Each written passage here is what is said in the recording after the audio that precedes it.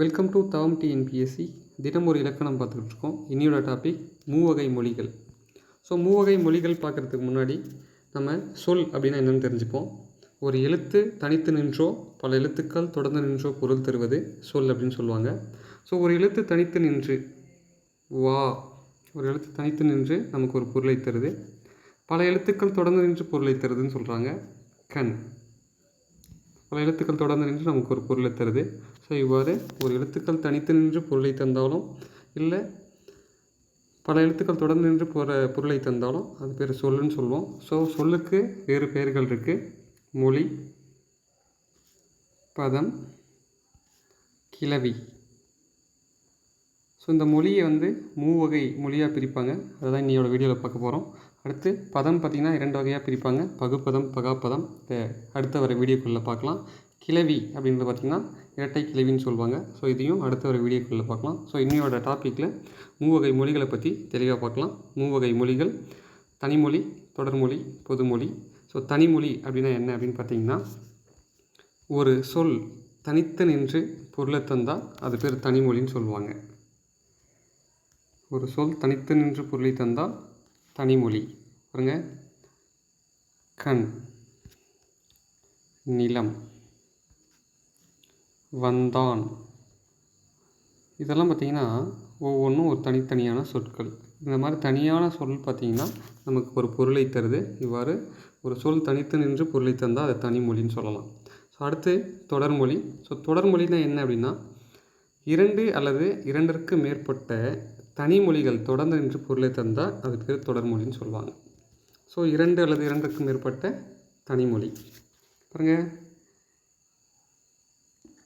கண்ணன்றது ஒரு தனிமொழி, வந்தான்றது ஒரு தனிமொழி. இந்த 2ம் சேர்ந்து கண்ணன் வந்தான்னு நமக்கு ஒரு பொருளை தருது. அப்போ இதை நம்ம என்னென்னு சொல்லலாம் அப்படின்னு பார்த்திங்கன்னா தொடர்மொழின்னு சொல்லலாம். ரைட்டுங்களா? ஸோ 2 அல்லது 2ற்கு மேற்பட்ட தனிமொழிகள் தொடர்ந்து வந்துச்சு, அப்படி பொருளை தந்துச்சு அப்படின்னா அது வந்து தொடர்மொழி அப்படின்னு சொல்லிட்டு சொல்லிக்கலாம். ஸோ தொடர்மொழி 2 தான் வருமா அப்படின்னா இல்லை. நான்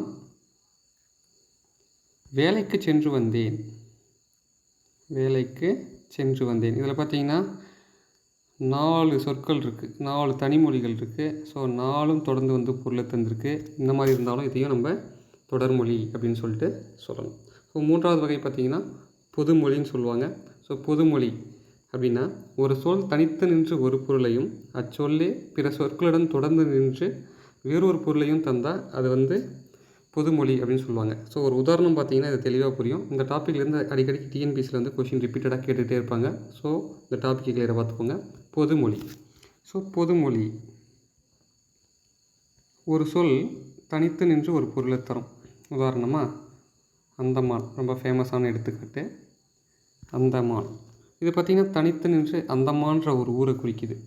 இந்த சொல் பல சொற்களுடன் தொடர்ந்து நின்று வேறு பொருளை தருன்னு சொல்லுவாங்க. இதை இன்னொரு விதமாக சொல்லணும்னா, அந்தமான் என்ற சொல்லே பிரிந்து, அந்த கூட்டல் மான் அப்படின்னு 2 சொல்லாக பிரிந்து நமக்கு அந்தமான் அப்படின்னு சொல்லிட்டு ஒரு விலங்கை குறிக்கிறதுக்கு பயன்படுத்துவாங்க.